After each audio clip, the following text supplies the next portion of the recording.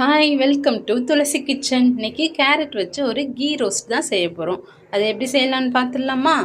அதுக்கு கேரட்டை வந்து நல்லா தோல் சீவிட்டு, காய் சீவுறதுல வந்து இந்த பகுதி இருக்கும் அடியில், அதை வச்சு நான் கட் பண்ணி எடுத்திருக்கேன் டிசைனுக்காக. நெக்ஸ்ட்டு வந்து மசாலா ரெடி பண்ணிக்கலாம். அதுக்கு 1/2 டீஸ்பூன் வந்து மிளகு, 1/2 டீஸ்பூன் சீரகம், சோம்பு, 1/4 டீஸ்பூன் வெந்தயம், 1/4 டீஸ்பூன் கடுகு, 2 காஞ்ச மிளகாய், 4-5 முந்திரி, 1 டீஸ்பூன் வந்து முழு மல்லி சேர்த்து நல்லா வறுத்து எடுத்து அது மிக்ஸி ஜாரில் ஆட் பண்ணிவிட்டு, அது கூட வந்து கொஞ்சம் புளி, ஒரு 1/2 teaspoon Kashmiri red chilli, 1 teaspoon வந்து இஞ்சி பூண்டு பேஸ்ட்டு சேர்த்து கொஞ்சம் தண்ணி ஊற்றி நல்லா நைஸ் பேஸ்ட்டாக அரைச்சி எடுத்துக்கலாம். நெக்ஸ்ட்டு அது ஒரு பேனில் வந்து ஒரு 2 டேபிள் ஸ்பூன் நெய் ஊற்றிட்டு நம்ம கட் பண்ணி வச்ச கேரட்டை சேர்த்து நல்லா வந்து வதக்கி எடுத்துக்கலாம்.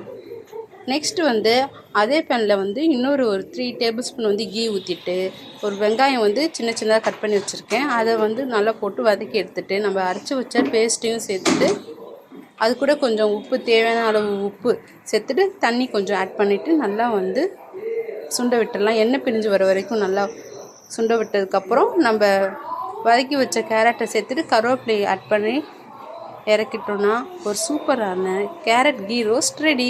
நான் வந்து சாதத்து கூட வச்சு சாப்பிட்ருக்கேன். நீங்கள் சப்பாத்தி, தோசை கூட வச்சு சாப்பிட்லாம். ரொம்பவே நல்லாயிருக்கும். கண்டிப்பாக ட்ரை பண்ணி பாருங்கள். இந்த ரெசிபி உங்களுக்கு பிடிச்சிருந்தா நீங்களும் செஞ்சு பார்த்துட்டு சாப்பிட்டு பாருங்கள். நெக்ஸ்ட் ஒரு ரெசிபியோடு சந்திக்கிறேன். பாய்.